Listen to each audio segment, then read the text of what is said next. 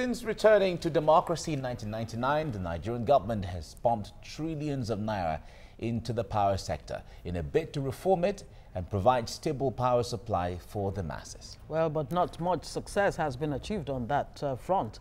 The three major arms of the electricity value chain, generation, transmission and distribution, are still plagued with serious challenges. But for consumers who have had to deal with the sad situation for years, the only request is for government to put its act together and get it right in the power sector. They believe that once this is achieved, there would be a ripple effect on Nigeria's economy. So how much success was recorded in this sector in the year 2017, and what can the government do to improve the situation in the country this new year as far as power is concerned? Yes, indeed. Yes. Now we have joining us the Executive Director, Advocacy and Research, Association of Nigerian Electricity Distributors, Barrister Sunday Odunton. It's good to see you. Happy New Year. Good morning. Happy New Year. Year. Nice to see you. Good morning. Well, yes. If you watched the President's speech yesterday, he dwelt on power generation, he dwelt on power distribution and all of that, and he said that about 7,000 megawatts has been generated and distributed, about 5,155 megawatts so far, and all he was giving the breakdown on, and so on. Now, how happy should Nigerians be that, because he said that's the first time in history of Nigeria that 5,155 megawatts is being distributed so far? Well, the president was right. That was the first time in the Nigerian history, but that doesn't make it a good achievement, to be honest with you. We have a long way to go. We have more to do. Unless and until we do those things, we will continue to talk about these things without walking the talk. What we need to do in this new year, I think I will go and talk about four things. One, the issue of pricing. We need to get the pricing right. The product has to be appropriately priced. That does not mean that you need to pass it to the end user if you don't want to. If you are thinking about the election of 2019, and for that reason you are afraid to be bold enough to tell the end user, the consumer, that you know what, you've got to pay for this product. If you don't want to pass it down to them, you have to fill the shortfall in the system. There's no way I, as a distributor, will be buying a product for 18.88 kobo, and I'm being forced by you, the government, through law, by virtue of the tariff given to us by a regulator, at 31.56 kobo. Once I continue to sell for that price, what it means is that I'm building a shortfall between 31 naira and 80 naira, and nobody's coming forward to fill the gap. Once we don't fill that gap, you won't have transformers, you won't have meters, the network will not be upgraded. And apart from that, I also want us to look at Nigeria in terms of our population. We are not less than 180 million, or let me bring it down to 170 million. Shamefully said we're 193 so, we do not have a correct census. That's the truth. Yeah. And that, again, is an indication of how much we have failed in terms of not even having the statistics. But let us say we are 160 million Nigerians. 160 million people, 1,000 megawatts for 1 million populace. So which means we need, for the whole country, we need over 100,000 megawatts. Okay, if we have 20,000 megawatts, there will be light for those who are currently on the grid. So let us forget about my villages, your villages, areas where there are no light. But for those who are connected to the grid, minus Big Brothers, Redeemed Christian Church of God, the Dangote Group, even that shop, and those who have their own small turbines, let us take them out of the equation. For those who are currently on the grid, what we need, if we have 20,000 megawatts, people have light, in some cases 24 hours. The current requirement or demand in this country is about 19,000 megawatts. So if you have 20,000 megawatts, people will have light. What do we have? 5,000 plus. And what are we doing? We're celebrating that 5,000 plus. Let's go to South Africa. South Africa has 46,000 megawatts. What's their population? They are less than 80 million people. 80 million. So if 80 million people are able to generate 41,000 megawatts, what are we doing? And this is not about the current government or the past government. This is about us as a people. Okay, just ask the very, very important question there. Yes. What are we doing? You said, look, if there are certain things that need to be in place, Yes. pricing, First is the pricing. Yeah, and all of that. The second thing is that it is very important for NEC to be independent. Okay, we have independence to of give that to them. NEC. Yes. That's a The regulatory third, body. Yes. The third, of course, is that we have to combat electricity theft. That is creating a big hole in the system. The fourth and the last, I just want to draw a little bit of comparison between the power sector and the petroleum industry. See the scarcity of it. In the last couple of years, the petroleum industry has been subsidized heavily. And if half of what has been done there was done to the power sector, I can assure you that there will be light. So what I'm saying is that whether subsidy or not, you have to look at the product, because availability of any product has something to do with the pricing. If you have the appropriate pricing, the product will be available. If we continue to deceive ourselves and think something will happen, or we are celebrating something that we should not celebrate, I think we will not get there. All right, the question that I'm really, really curious to ask is, if we're to get pricing right, of course, that's the cost-reflective tariff that you guys, DISCOs, have been calling for, independence of NERC, electricity theft, checking that. Is the foundation on ground for all of these pillars to actually stand on in the first place? Have we laid the proper foundation for Nigeria's power sector to work? It's been privatized, and you're talking about subsidy and all of that. Tell us where we are as far as the foundational level. Thank you. In terms of foundation, the foundation is there. You know, I mentioned the independence of NEC deliberately to drive home a point, which is the point that right from 2013, the last government, the problem with us as a nation is the failure or inability or the pretension of the federal government of Nigeria over the years, up to now, to respect the sanctity of contract. So if you have an independent regulator, what that means is that they will be able to roll out the roadmap and follow it through. So wherever government needs to live up to their own expectations, you don't sign up to something and then renege.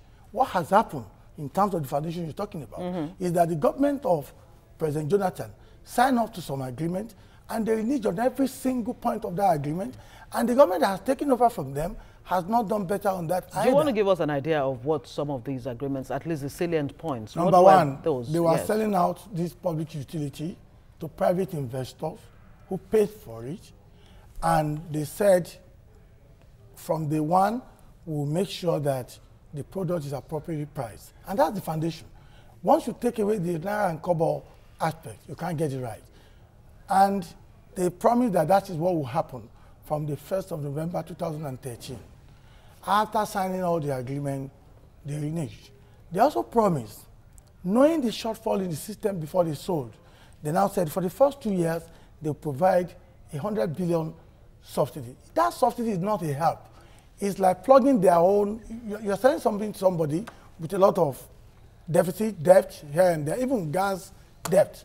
And you now say, okay, we'll do this in the first 2 years to cushion the effect of what you're taking over. You are selling something to somebody, you have failed to meter your people, and you have more than 5 million households that were not metered. And you say, we will do this. Everything they promise to do, we'll do 1, 2, 3, 4, 5. You investor, you do 6, 7, 8, 9, and 10.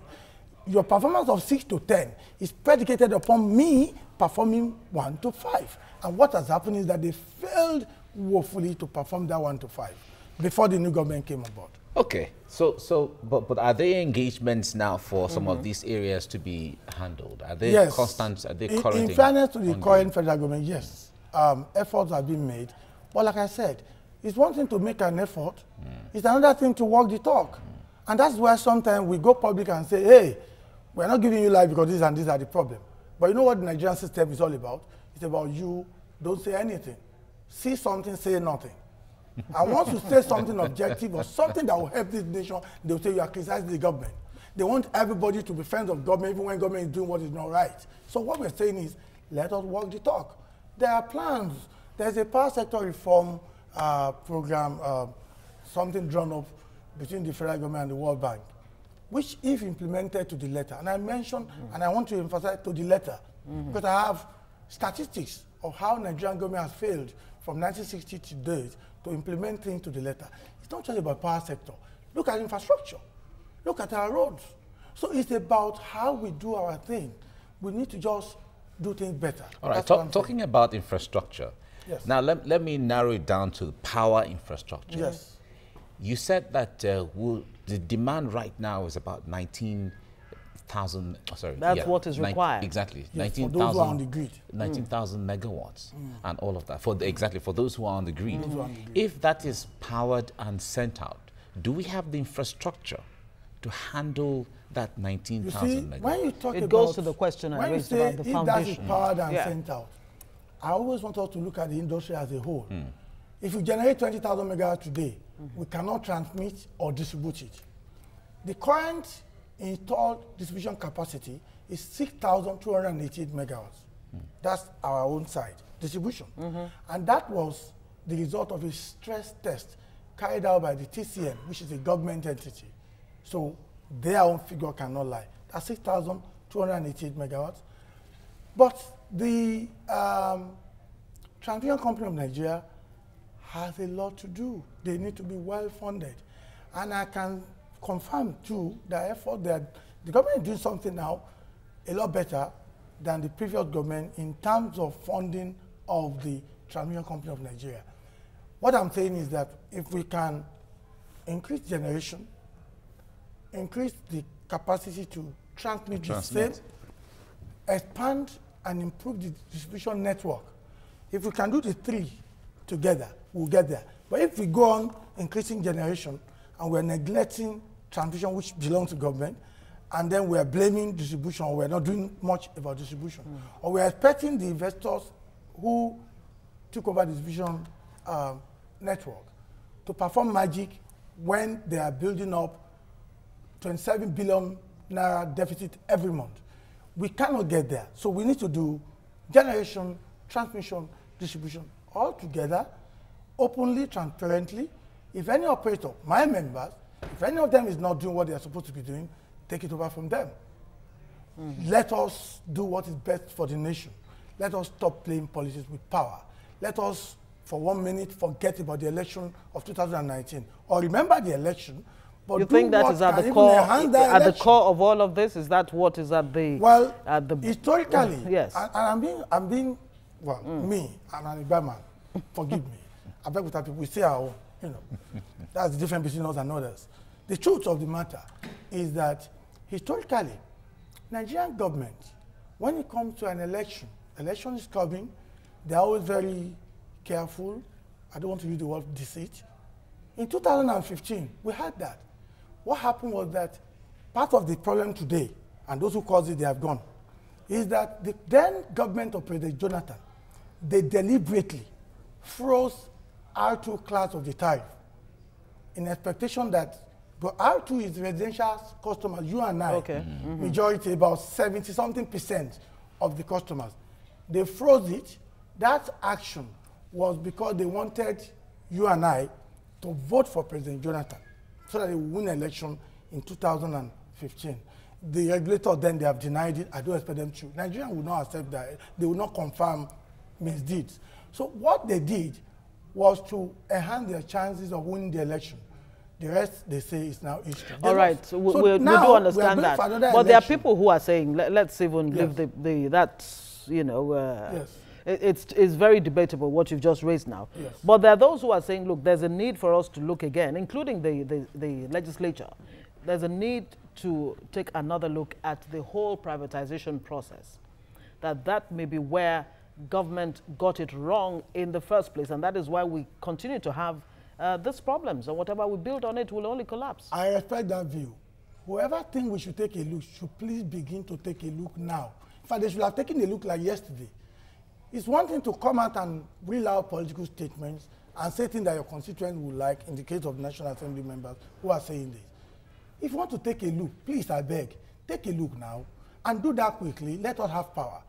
If you think the privatization was wrong and you think the wise thing to do is to cancel it, please go ahead and cancel it. What we are saying, for us in NANED, Our own interest is that there must be light. And the only way through which we can have power supply or steady power supply in this country is for us to get it right. If some people think the problem of this sector is privatization, please return it back to the public or invite other investors. Let us see if they will come. And please, I will remind you about Yola. It's a good example for us to all remind ourselves in this new year. Yola was returned back to government by the then investor. Yola today is one of our 11 discos, and it's the only disco that is 100% being managed by the federal government of Nigeria. Can you please, as media people, beam your searchlight, send TVC to Yola now. Let us see how many meters Yola have rolled out. Let us see what the power situation is in Yola. I can confirm to you, with all sense of humility, that Yola is worse today than it was when it was in government hand. That tells us two things. One, government cannot manage business in this country, unlike South Africa. Okay?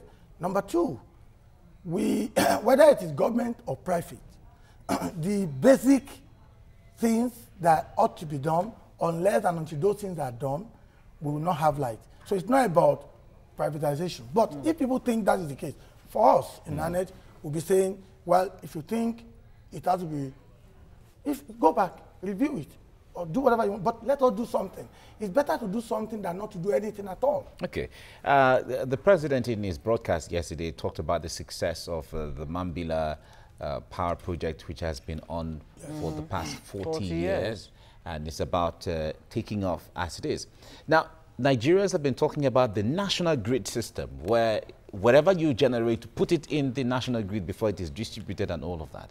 Some people have recommended, why not decentralize all of these to regions and all of that, so that when a generation company, distribution company, or a transmission company within a region, as far as you do your work within your region, you distribute within your region if you have excess, and then you can sell it to whoever else. I agree with you 100%. First of all, the Mambila project. For me as a person, I will commend the federal government for at least revisiting it and taking it on head on, and now the project will be completed soon. And once that is done, that will give us a huge, huge supply. That to me is a good thing. Yes, it's been there for about 40 years, but you cannot blame the current government for that 40 years of neglect. So for one government, any government that comes and then revisit a neglected project, to me that is commendable. That's for the Mambila. In terms of decentralization or the issue of national grid, I think a lot of the problem that is wrong with Nigeria is within the ambit of what people call restructuring. Federalism, us as a nation, sitting down and doing things the proper way. Okay? My own town, Abeokuta, was a federation in this country before Mr. Lugard came in 1914 and disrupted everything. Because before 1900, we had power supply in Abeokuta, we had road, we had train, we have a lot of things, which means we can all look at it and begin to see the issue of power. Even a local government should be allowed to generate its own power if they can. A state government should even be allowed to regulate and do whatever they want to do in terms of generation, transmission. There's a bit of that in the current system, but not so very far. But in Nigeria, you know what they do? You say, why can't we do it like that? You have to get to Abuja. If everything had to be or be done centrally, then there will be problem. And so I think decentralization is key. It's a very good thing. It's a foundational thing. Yes. Okay, the 38 billion naira bailout that was meant for discos last year, has it been paid out? Which bailout is that? Well, we heard about the 38 billion naira bailout from government that was supposed to come to the discos. Of course, the NLC kicked against that. There was no... Saying it was not justified. You see, even the NLC, but this is not the time. This is the new year. And I bet we're enjoying the new year now. So this is not the time. You're still in the holiday mood. Yes, this is not the time to talk about the NLC. Yeah. The only point I will make is that the so-called NLC and their likes should now begin to put on a Nigerian cap, not their Luther cap. A Nigerian cap should be a cap of reality. And let us be realistic when we're looking at the Nigerian problem. And we know those who talk in public and do something else in private. So, NLC. Now, the issue of bailout, no bailout. There was nothing like bailout. And when people talk about bailout, they make it look like what they give them, like all those subsidy or things that you see in the petroleum industry. What we had in the power sector is a different thing entirely. No bailout has been paid, and you can find out from the federal authorities. The good thing that Mr. Minister talks, he will speak if he is asked. So no bailout. The issue of MDA debt that we spoke about, that was approved, part of it that was approved to be paid. Has it been paid? Whether that's what you're referring to, that has not been paid. And that they said will not be paid to us anyway. They said the money will be paid to our own creditor. So Mike, how much are we talking about? 800 billion naira or so? What's the figure? Our company was about 90, between 90 and 100 billion. Okay. They did some verification, and they found out that it wasn't owed only by the federal government, so federal, state, local government. Okay. Federal government came up with their own and said, well, this is our own. But their own, which they agreed, I think it was 26 billion or so, which they said they will pay. And they announced to the whole world that the Federal Executive Council has approved. After approval, I think the next thing is payment. But they now said that payment will not be made to us. So it's a question of Mike owing me money, but saying that because, Madam, I'm also owing Madam. So three of us, capitalize. So Mike will not pay Odunton his money. Mike will pay Ngozi because Odunton is also owing Ngozi. But both Mike and Ngozi, they are in the same box, government. So government said they will pay Mbet. And honestly speaking, we are owing Mbet, truly. So we're happy with that. We're not complaining. But for now, I'm not sure whether they've done that, unless it is done without anybody knowing. So they have not done that. That's part of what I'm saying. Let us walk the talk. What you're owing Mbet, that's the bulk bulk trader. Bulk what trader. I'm owing Mbet is what I've just described. Is it the 4.6 billion or so? No, more than that. What we are owing is a continuous debt. It's a I'm buying electricity from Mbet. Mbet will take power from the generation company, sell to us. So I'm buying from these people at 80 naira 88 kobo. But I'm only allowed to sell it for that's per kilowatt. 50. Sorry? Is it per kilowatt or how? Kilowatt hour, yes. Okay. Yeah. And I'm allowed to sell for 31 naira 56 kobo per kilowatt hour. So what it means is that even when I sell to Ngozi, I'm not able to collect everything from Ngozi. So 31 naira, before I start selling, I'm already owing between 31 and that 80. That's first shortfall. Secondly is the issue of collection and commercial losses. When I go to sell, those with 5,000 naira bill will pay 2,000. That's 3,000 shortfall. Those who are stealing energy and connecting them, so even here in Ikosi, those one too, that's part of the whole. So which means that out of that 31, maybe I'll manage to collect 20. Out of that 20, I'll pay staff salary and all those. So by the time I take out the OPEX, operational expenses, by the time I now pay back the person, the Mbet, maybe I'm now paying 18 or 17, which means I'm owing quite a lot. And that continues. What will solve the problem is for us to go back to basic, look at the facts and figures, fix the appropriate price, so that I can also be made to be responsible for what I'm taking. I have to pay for the power I'm getting from them. So it's a vicious cycle. So that's why we're owing, and that is the continuous thing.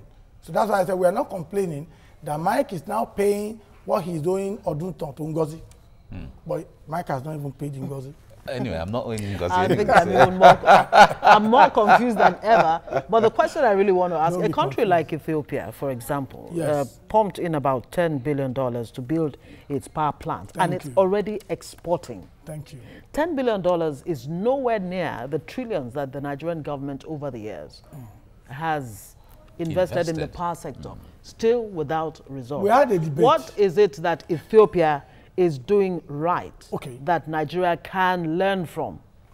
Number one, Ethiopian people and Ethiopian government are more honest than the Nigerian people and Nigerian government. That's number one. Number two, Ethiopian people and Ethiopian government are not as ostentatious as Nigerian people and Nigerian government. That's number two. Number three, Ethiopian people and Ethiopian government are more realistic and they prioritize power. So in the case of Nigerian government, there was something they called Abacha loot.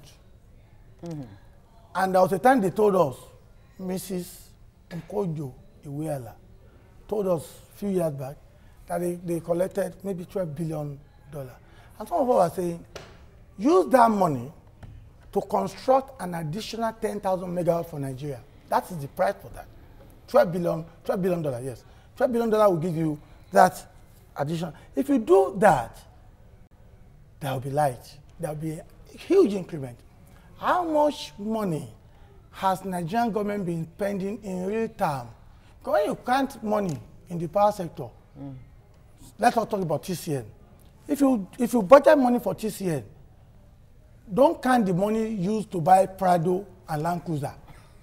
If you count that one, go and ask how much a Land Cruiser costs. Yes, but so we when have they are cruising Land Cruiser, and we are talking about darkness, they are two separate. So what we are saying is, when you say pump money, we are talking about money that you use to build up the infrastructure, to improve the system. Not sitting allowances. Not those junketing around the world, all those overnight.